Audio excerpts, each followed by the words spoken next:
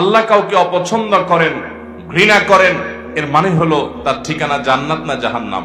আজ আমরা কোরআনে কারীম থেকে আল্লাহর অপছন্দনীয় মানুষগুলো কারা তাদের ব্যাপারে জানবো, এবং আজকের এই মাহফিলে যদি আমাদের কারোর মধ্যে সেই গুণটি থাকে, সেই দোষটি থাকে, সেই বদঅভ্যাসটি থাকে যেটার কারণে আল্লাহর অপছন্দনীয় মানুষের তালিকায়, আল্লাহর অপ্রিয় মানুষের তালিকায় আমার নাম চলে গেছে, তাহলে সেক্ষেত্রে আমরা দ্রুততার সাথে এই মাহফিলে বসেই তওবায়ে নাসুহা করে, খাঁটি অন্তরে তওবা করে এখান থেকে আমরা যাব যে ওই বদঅভ্যাসটা ত্যাগ করে আল্লাহর প্রিয় পাত্র হওয়ার চেষ্টা করব। ঠিক আছে তো ইনশাআল্লাহ?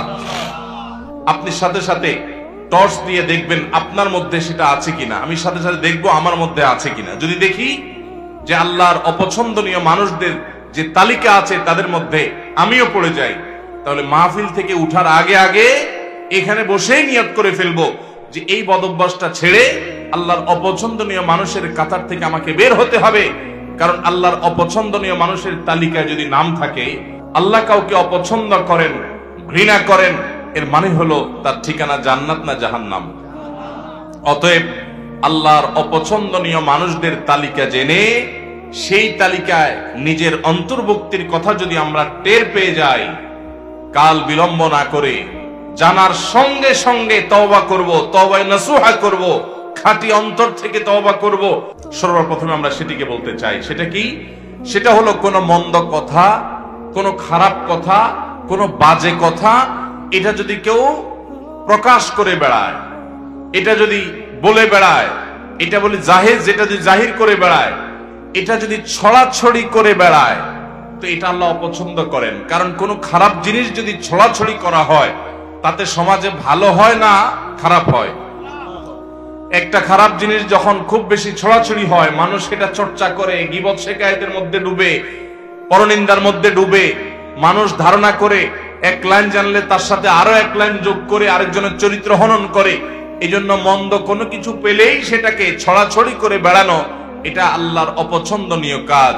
ফেসবুকের এই যুগে, সোশ্যাল মিডিয়ার এই যুগে, এমনকি অফলাইনেও চায়ের দোকানে বসে বসে মা বোনরা দু চারজন একসাথে হলে কোন একটা কিছু পাইলেই হলো ওই তিলকে তাল বানায়া ওইটাকে রসিয়ে রসিয়ে আমরা গল্প করে করে ওই মন্দ জিনিসটা একজন থেকে আরেকজন, আরেকজন থেকে আরেকজন, এক চা দোকান থেকে আরেক চা দোকান, এক আইডি থেকে আরেক আইডি, প্রয়োজনে অপ্রয়োজনে আমাদের কোন জাতীয় স্বার্থ থাকুক বা না থাকুক, আমরা এই জাতীয় মন্দ জিনিস পেলে ছড়াছড়ি অনেকে করি কি করি না। আল্লাহ সুবহানাহু ওয়া তাআলা বলেছেন, লা ইউহিব্বুল্লাহুল জাহরা বিস-সুই মিনাল কাওলি ইল্লা মান যুলিম। যদি কেউ কোনো খারাপ কথা এটা সে চিৎকার চেঁচামেচি করে বলে বেড়ায়, প্রকাশ করে বেড়ায়, ঘোষণা দিয়ে বেড়ায়, এটার প্রচার করে বেড়ায়, তো আল্লাহ তাআলা এটা পছন্দ করেন না। তবে ইল্লা মান যুলিম, যদি কেউ জুলুমের শিকার হয়, নির্যাতিত হয়, মাজলুম হয়, ওই মাজলুম ব্যক্তি সে যদি মানুষের কাছে প্রকাশ করে বেড়ায় ওই লোকটি আমাকে জুলুম করেছে, আমি অমুক দ্বারা নির্যাতিত হয়েছি, নিষ্পেষিত হয়েছি, এরকম জুলুমের শিকার মানুষ যদি তার জুলুমের কথা বলেন এবং আত্মরক্ষার চেষ্টা করেন, জালিমকে চিহ্নিত করেন, তাহলে সেই মন্দ, সেটাও তো জুলুম করেছে একজন, মন্দ কথা মন্দ কাজ, ওইটার যদি ছড়াছড়ি হয়, ওইটা যিনি শিকার হয়েছেন তিনি যদি প্রচার করেন, অন্যদের কাছে বলেন, তাহলে সেটা আল্লাহর কাছে অপছন্দনীয় না। কারণ সে বেচারা তো নির্যাতিত, সে তো জুলুমের শিকার, সে জুলুম সহ্য কত করবে?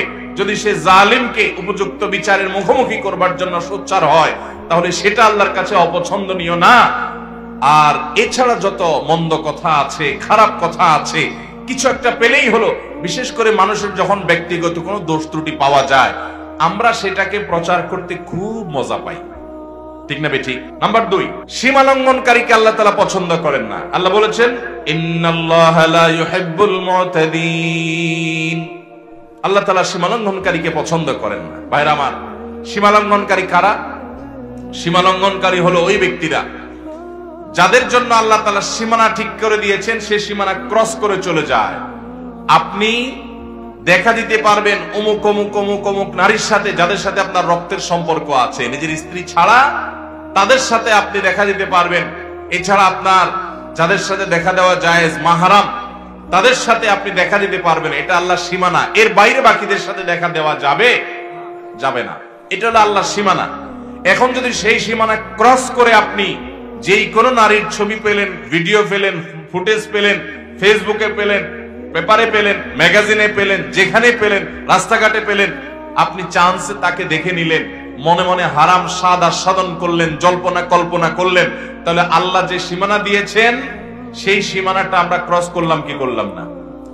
আল্লাহ যাদের সম্পর্কে, যাদের সাথে দেখা দেওয়াকে জায়েজ করেছেন, তাদের গণ্ডি ওভারটেক করে যাদের সাথে দেখা দেওয়ার অনুমতি আল্লাহ দেন নাই, আপনি সেখানেও গিয়ে দেখেছেন, তাহলে সীমানা ক্রস করছেন কি করেন নাই?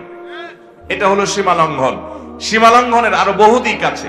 তাহলে আল্লাহ যেগুলোকে হারাম করেছেন সেগুলোতে লিপ্ত হলে সেটা হলো সীমা লঙ্ঘন।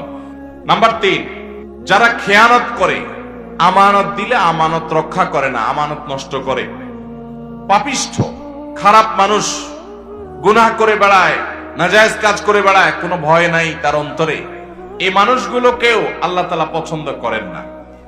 কোরআনে কারীমে আল্লাহ রাব্বুল আলামিন তাদের সম্পর্কে বলেছেন, ইয়ামহাকুল্লাহুর রিবা ওয়া ইউরবিস সাদাকাত। আল্লাহ তাআলা রিবা এটাকে ধ্বংস করবেন, সুদকে ধ্বংস করেন, আর সাদাকাতকে আল্লাহ রাব্বুল আলামিন বাড়িয়ে দেন। আল্লাহু লা ইউহিব্বু কুল্লা কাফফারিন আযীম। আর সকল আল্লাহ তাআলা অবিশ্বাসীকে, কাফিরকে, বেঈমানকে, আল্লাহর প্রতি যাদের ঈমান নাই তাদেরকে, এবং পাপিষ্ঠ খারাপ মানুষকে আল্লাহ তাআলা অপছন্দ করেন, তাদেরকে আল্লাহ তাআলা পছন্দ করেন না। আল্লাহ তাআলা আরো বলেছেন, ইন্নাল্লাহা লা ইউহিব্বু মান কানা খাওয়ানান আযীমা। যারা খেয়ানতকারী, কথায় কথায় খেয়ানত করে মানুষের সাথে, এবং পাপিষ্ঠ অপরাধ করে, কথায় কথায় নাজায়েজ কাজ করে, আল্লাহর ভয় নাই, তার দিল কাঁপে না, এই মানুষগুলোকে আল্লাহ তাআলা অপছন্দ করেন। খেয়ানতকারী আমরা অনেকেই আছি, এমনকি অনেকে আছেন 5 ওয়াক্ত নামাজ পড়েন আবার খেয়ানতকারী। কিভাবে? আপনার কাছে কেউ কোনো টাকা পয়সা রেখেছে, আপনি সেটা ভেঙে ফেলেছেন, এবার যখন যিনি জমা রেখেছেন চেয়েছেন, দিচ্ছি দেব করে টালবাহানা করছেন। এই যে আমানত রাখার পরে টাকাটা ভেঙে ফেলেছেন, এটার নাম খেয়ানত। এটার নাম কি? আজ আমাদের অবস্থা কি বলেন? দোকান থেকে বাকি খেলে ওই দোকানের সামনে দিয়ে আর হাঁটি না, অন্য দোকান থেকে নগদ খাই, ওই দোকানের ধারে কাছেও যাই না। এ হলো আমাদের ইমানের অবস্থা, এ হলো আমাদের বিশ্বাসের অবস্থা, এ হলো আমাদের আস্থার অবস্থা। আমরা মনে করি শুধু নামাজ কালাম পড়লে মুসলমান হওয়া যায়। মুসলমান অবশ্যই তাকে বিশ্বস্ত হতে হবে, আস্থাশীল হতে হবে, মুসলমানকে আমানতদার হতে হবে। আমানতের খেয়ানতকারী, মানুষের কথা এর কথা ওর কাছে লাগায়, মানুষের গোপনীয় কথা বলে বেড়ায়, এবং মানুষের টাকা পয়সা তসরুপ করে, আমানতের খেয়ানত করে, এই ব্যক্তি কখনো ভালো মুসলমান হতে পারে না। এই জন্য ভাইরা আমার, তৃতীয়ত আল্লাহর কাছে অপ্রিয় ব্যক্তি হলো আমানতের খেয়ানতকারী ব্যক্তি এবং যত পাপাচার আছে এগুলোতে লিপ্ত ব্যক্তি। 4 নম্বর, জালিম, অত্যাচারী, অবিচারী। আল্লাহ তাআলা তাদের সম্পর্কে বলেছেন, ইন্নাহু লা ইউহিব্বুজ জালিমিন। নিশ্চয় আল্লাহ রাব্বুল আলামিন জালিমদেরকে কখনো পছন্দ করেন না। অনেক লোক আছে দেখবেন, নামাজ পড়ে, রোজা রাখে, হজ করে, দান সাদাকা করে, ওয়াজ নসিহত করে, ওয়াজ নসিহত শুনে, কোরআন তেলাওয়াত করে, তাসবিহ তাহলিল করে। অনেক মহিলারা, মা বোনরা আছেন, তারা পর্দা পুশিদাও করে, কিন্তু আবার অন্যের প্রতি জুলুমও করে। আছে না নাই? শাশুড়ি তসবিহ হাত থেকে নামে না, কিন্তু ছেলের বউর উপর অত্যাচার করে। আছে না নাই? নিজের মেয়েটার শরীরটাতে তাও দেয়, আর আরেকজনের মেয়েকে পুত্রবধূ করে আনছে, তাকে খাটাতে খাটাতে পাগল বানায় ফেলায়। আছে না নাই? নিজের মেয়েটার কোনো দোষ চোখে পড়ে না, কিন্তু পরের মেয়েটার শুধু দোষ না, গুণটাও দোষের মতো দেখে। আছে না নাই? অনেক শ্বশুর আছেন, কপালে দাগ পড়ে গেছে সিজদা দিতে দিতে, কিন্তু জুলুম করেন, নানাভাবে জুলুম করেন। জমিতে যখন তিনি চাষাবাদ করতে যান, আরেকজনের আইল ঠেলেন, জমি বাড়ান। আছে না নাই? ভাইরা আমার, অনেক ভাইরা আছি আমরা, দুর্বল পেলে, গরিব মানুষ পেলে তাদের উপরে চড়াও হই, তাদের উপরে অত্যাচার করি, তাদের হক নষ্ট করি, তাদের উপরে জুলুম করি।